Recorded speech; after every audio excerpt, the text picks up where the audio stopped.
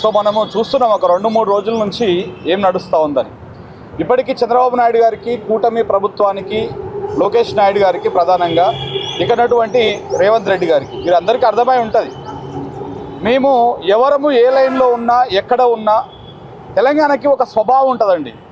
తప్పు చేసినప్పుడు తల వంచుతుంది, తగ్గి ఉంటుంది. కానీ తప్పు చేయనప్పుడు వాడు మనోడా అవతలోడా అని చూడడం అందరూ ఒక తాటి మీదకి వస్తాం. సో ఇవాళ కేవీఆర్ తప్పు చేయలేదని బలంగా విశ్వసిస్తున్నాం ఇక్కడ ఉన్నటువంటి వాళ్ళందరం కూడా. కేవీ రెడ్డి తప్పు చేయలేదు, మనోడు తప్పు మాట్లాడలేదు అని ఆ పోలీసులు తీసుకొచ్చినటువంటి ఎఫ్ఐఆర్, ఆ మాట్లాడినటువంటి వీడియో రెండు టాలీ చేసినప్పుడు అక్కడనే తేలిపోయింది. తప్పు చేసిందా, తప్పు జరిగిందా, తప్పు జరగలేదా, తప్పు కేవీ రెడ్డి చేసిందా, తప్పు బొబ్బిలి పోలీసులు చేసిర్రా, ఏపీ కూటమి ప్రభుత్వం చేసిందా అని చెప్పేసి. సో అందుకనే ఇవాళ తెలంగాణ జర్నలిస్ట్ సమాజం మొత్తం ఇవాళ వచ్చి మేము ఏకతాటి మీద నిలబడ్డాం. మీరు రాజ్యాంగం గురించి మాట్లాడుతూ ఉన్నారు, నిజంగా కూడా హాస్యాస్పదం అనిపిస్తూ ఉంది. ఏపీలో రెడ్ బుక్ రాజ్యాంగం అమలవుతూ ఉంది, తెలంగాణలో అనుముల వారి రాజ్యాంగం అమలవుతూ ఉన్నది.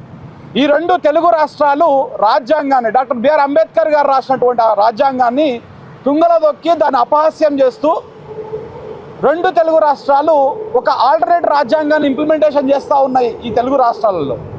ఇది కదా మీరు సిగ్గుతో తలదించుకోవాల్సింది, దీని గురించి కదా మనం మాట్లాడాల్సింది. అనని పదాన్ని అన్నట్టు ఫ్యాబ్రికేట్ చేసుకొని మీరే ఎర్రి బుక్కును ఇంకేదో పెట్టుకొని తీసుకొచ్చి ఇక తెలంగాణ సమాజం ఏమన్నా అమాయకులు అనుకున్నారా, లేకపోతే ఏం తెలియదు అనుకున్నారా? ఆడనే తెలిచేసారు కదా మా మిత్రులందరూ వీడియో చూపించి మరి ఇలా సోషల్ మీడియాలో పెడితే తిడుతూ ఉన్నారు కూటమి ప్రభుత్వాన్ని.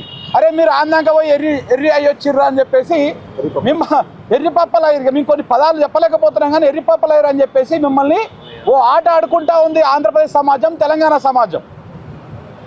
మీరు రాజ్యాంగాన్ని గురించి మాట్లాడుతూ ఉంటే నిజంగా కూడా దయ్యాలు వేదాలు వల్లించాలని రాజకీయ నాయకులు మాట్లాడుతూ ఉంటారు కదా, ఇగో అంతకంటే హాస్యాస్పదంగా మారిపోయింది. ఇక మాట్లాడుతూ ఉన్నారా మీ అయ్య జాగిరా, మీ తాతల జాగిరా తెలంగాణ, ఇట్లా చేస్తారా అని. బరాబర్ మా తాతల జాగిరే. పృథ్వన్న చెప్పిండుగా ఇంతకుముందుకు, మా తాతల జాగిరే. మా మాయముంత ఈయనే ఉన్నది. ఏం చంద్రబాబు నాయుడు నీ మాయముంత ఈడ ఉందా? లోకేష్ నాయుడు గారి మాయముంత ఈడ ఉందా? పవన్ కళ్యాణ్ గారి మాయముంత ఈడ ఉందా? మేము విద్వేషాలు రెచ్చగొట్టదలుచుకోలేదండి, ఒకటే చెప్తా ఉన్నాం. మీకు తెలంగాణ రాజకీయాల మీద విశ్లేషించే హక్కు ఎంత ఉందో మాకు కానీ మా మిత్రులకు కానీ ఆంధ్రప్రదేశ్ రాజకీయాలను విశ్లేషించే హక్కు అంతే ఉన్నది. మేము అసలు కొన్ని దశాబ్దాలుగా కదా మేము అనడానికి ఆంధ్ర రాజకీయాలు విశ్లేషించినామా?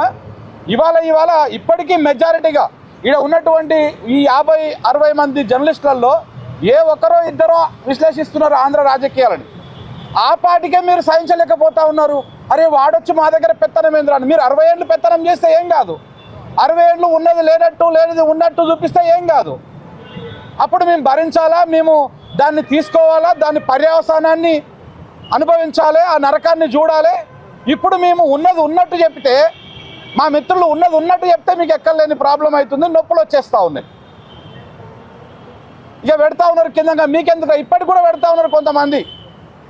టీడీపీ మిత్రులకు నేను ప్రధానంగా చెప్పాల్సుకున్నా, రేపు భవిష్యత్తులో మీ వాలకం గనక మారకపోతే అధికారంలో ఉన్నటువంటి జనసేన వాళ్ళు పెద్దగా ఎక్కువగా దీని మీద రియాక్ట్ అవుతలేరు, బీజేపీ వాళ్ళు కూడా ఎక్కువ రియాక్ట్ అవుతలేరు. కానీ కూటమిలో ఉన్నటువంటి టీడీపీనే చాలా అత్యుత్సాహాన్ని ప్రదర్శిస్తూ ఉంది. రేపు భవిష్యత్తులో మీరు ఇదే రకంగా ఇదే పంతాలో మీరు పోతే ఈ ఎఫెక్ట్ మొదటిగా పడేది టీడీపీ మీదనే మీరు గుర్తుపెట్టుకోండి.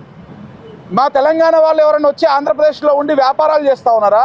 తెలంగాణ వాళ్ళు ఎవరైనా వచ్చి అక్కడికి వచ్చి ఏమైనా దందాలు చేస్తూ ఉన్నారా? ఏమైనా నడిపిస్తూ ఉన్నారా? అక్కడ నుంచి ఏం లేదు కదా. హైదరాబాద్లోనే మీరు ఉంటున్నారు, మీరే ఇక్కడికి వస్తున్నారు, ఇక్కడనే మీ వ్యాపారాలు ఉన్నాయి, ఇక్కడనే మీ సంస్థలు ఉన్నాయి, ఇక్కడనే మీ మొత్తం లావాదేవీల వ్యవహారాలు అంతా కూడా ఇక్కడ నడుస్తూ ఉన్నాయి. అయినా సరే తెలంగాణ సమాజం అందరినీ కడుపులో పెట్టుకొని చూసుకుంటుంది కూడా.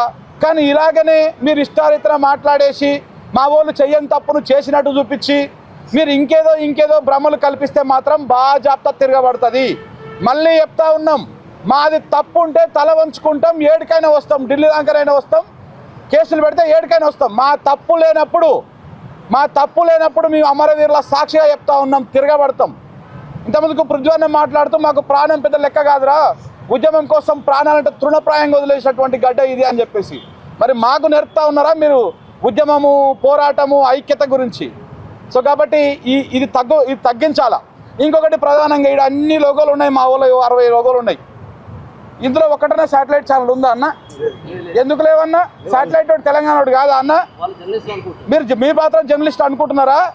మీకు కూడా కష్టం వచ్చినప్పుడు నిలబడ్డది ఇదే మీడియా ఛానళ్ళు. మమ్మల్ని మీ డిజిటల్ మీడియా కాదు, మాదే అసలు మీడియా.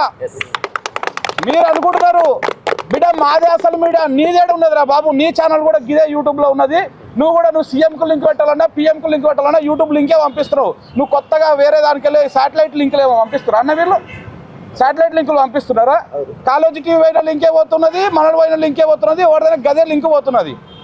నీకైనా యూట్యూబ్ ఓడే బిచ్చం పెడుతున్నాడు, మాకైనా యూట్యూబ్ ఓడే బతకడానికి ఇంత ఆదాయం ఇస్తూ ఉన్నాడు. నువ్వేం ఊసిపడే నక్కవేం కాదు. ఈడ ఉన్న అందరూ కూడా 10 సంవత్సరాలు 5 సంవత్సరాలు శాటిలైట్లో చేసి వచ్చిన వాళ్ళే. జర్నలిజం విలువలు తెలవనటువంటి వాళ్ళు ఎవరు లేరు ఈడ. కానీ మీరు ఇలా ఈ సమాజానికి, ఈ యువతరానికి, ఈ యువ జర్నలిస్టులకు ఆపద వచ్చిన రోజు ఏ ఒక్క శాటిలైట్ ఛానల్ రాలేదు. ఇవాళ మేము అన్నీ గుర్తుపెట్టుకుంటా ఉన్నాం. మీరు కూడా మీ పంతా మార్చుకోవాలా. లేదు అనుకుంటే మాత్రం తప్పకుండా మా టైం వస్తుంది. మా టైం వచ్చినప్పుడు ఈ press meet me satellite channel ముందు, ఒక్కొక్క ఛానల్ ముందు ఒక్కొక్క రోజు పెడతాం. అర్థమవుతుందా? మీరు కనుక మారకపోతే, మీ తీరు మారకపోతే, మీరు ఉండండి మా తెలంగాణ గడ్డలో, మేము వద్దనట్లేం. కానీ మీరు మారకుండా మమ్మల్ని తొక్కుతుంటే, మమ్మల్ని ఇబ్బందులు పెడుతుంటే, తీసుకుపోయి 3rd డిగ్రీ చేస్తే మీరు ఒక చిన్న వార్త అయ్యారు, వచ్చిన స్పాట్ అయ్యారు. ఆ 15 మంది ఎందుకు వచ్చారన్న? ఎన్కౌంటర్ కాకపోతే దేనికి వచ్చారు? ఓపెన్ జీప్లో వచ్చారట వాళ్ళు. ఓపెన్ జీప్లో 15 మంది ఎందుకు వచ్చారు? దేనికోసం వచ్చారు? ఇంత ఉంటాడు ఆయన ఊరుష్కంతా. ఆయన పట్టుకోవడానికి 15 మంది వచ్చారు. ఏ బందోబస్తు కూడా లేదు మా సిరణ లెక్క. మీరు 15 మంది వచ్చి ఎత్తుకపోతా అంటే మేము చూస్తూ అవ్వుకుంటామా? ఒక్కరే పోయింది ఫస్ట్, ఒక్కరిద్దరే పోయారు. ఒక చిటికేస్తే ఇట్లా వచ్చినట్టు వచ్చి వాలిపోయారా లేదా మా వాళ్ళు? నువ్వు బొబ్బిలి తీసుకపోతే బొబ్బిలికి వస్తాం, విజయనగరం తీసుకపోతే విజయనగరం వస్తాం, విశాఖపట్నం నువ్వు ఏ మారుమూల ప్రాంతం వస్తావు ఇవన్నీ ఆడికి వస్తాయి. ఆ గడ్డ మీద నిలబడతాం, మా సత్తా ఏందో చూపిస్తాం. నాక తీసుకురాకురి. శాటిలైట్ ఛానళ్ళు కూడా మీ పంత, అరే తెలంగాణలో కూడా ఉన్నాయి కదా శాటిలైట్ ఛానళ్ళు. ఈ తెలంగాణ గడ్డ మీద కూడా కొన్ని ఉన్నాయి కదా. వాళ్ళు కూడా పౌరుషం చచ్చిపోయిందా? బానిసలు అయిపోయిర్రా? ప్రభుత్వాలకు, అధికారానికి, ముఖ్యమంత్రులకు సాగిలు పడుతున్నారా? మోకరిల్లుతున్నారా? ఈ బిడ్డల గోస చూపియారా? చెప్తున్నాం బిడ్డ, ఇవన్నీ మీరు మార్చుకోవాలా. 2 రాజ్యాంగాలని, 2 తెలుగు రాష్ట్రాలు రాజ్యాంగాన్ని ఇంప్లిమెంటేషన్ చేయట్లేదు. రాజ్యాంగం గురించి మాట్లాడే నైతిక హక్కు కూటమి ప్రభుత్వానికి లేదు, తెలంగాణ ప్రభుత్వానికి లేదు. కోర్టులను అపహాస్యం చేస్తుందండి ఇక్కడ ఉన్నటువంటి ప్రభుత్వము.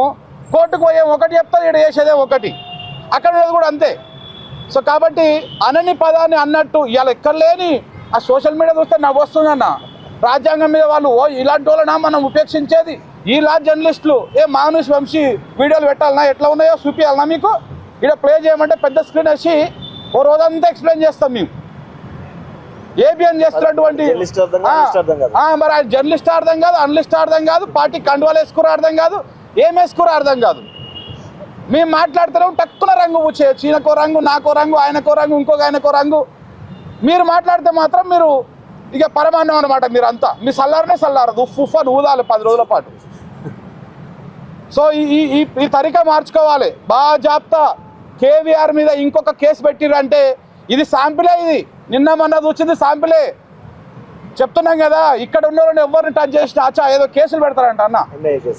నీకు ఫోన్లు చేసిరు, నాకు కూడా ఫోన్లు చేసిరు.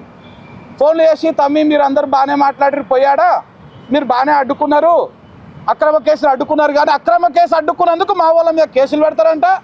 ఎవరెవరైతే హిడ్మాని కవర్ చేసిరు మా తెలంగాణ జర్నలిస్టులు అందరు పోయి కవర్ చేస్తే వాళ్ళని పట్టుకొచ్చి నోటీసులు ఇచ్చిన వాళ్ళని వీళ్ళని పట్టుకొచ్చి ఏదో కేసులు పెడదామని చూస్తావారంట. పెట్టండి, ఒకసారి నోటీసులు ఇవ్వండి, ఏమవుతుందో చూస్తాం. పౌర సమాజం ముందు, ప్రజా పోరాటాల ముందు ఏ కేసులు కూడా నిలబడవు, గుర్తుపెట్టుకోండి. బ్రిటిష్ వాళ్ళని తరిమిన గడ్డ కదా ఈ దేశం. ఈడ నైజాం ఈడ అరాచక పాలన చేస్తూ ఉంటే, ఇది పిరంగి గుండ్లు మీద పడుతూ ఉంటే కూడా ఎదురొడ్డి నిలబడినటువంటి సమాజం కదా. వాళ్ళ వారసులం కదా మేము. మమ్మల్ని ఎదిరిద్దాం, మమ్మల్ని భయపెడదామని చూస్తే మీరు చాలా తప్పులో కాలేస్తున్నారు. మీరు కంప్లీట్ రాంగ్ వేలో పోతున్నారు. మీకు మరి ఎవరిస్తా ఉన్నారో తెలియదు ఈ గైడ్ లైన్స్. ఇప్పుడు తీసుకొచ్చి అక్కడ ఉన్నటువంటి వాళ్ళు కొంతమంది ట్వీట్ వేస్తే దానికి టీడీపీ అఫీషియల్ అండ్ పైన పోయి ట్వీట్ వేసింది. ఏం వేసింది? లేని తమ్ముళ్ళు తీసుకొచ్చింది, లేని ఆడియోని తీసుకొచ్చి పెట్టింది రెండిట్లని. ఆ రెండింటి కింద కూడా చూసుకోండి ఆయన, కామెంట్లను చూడండి, తెలుస్తుంది మీకు మీరు పెట్టిన తప్పుడు కేసు అని.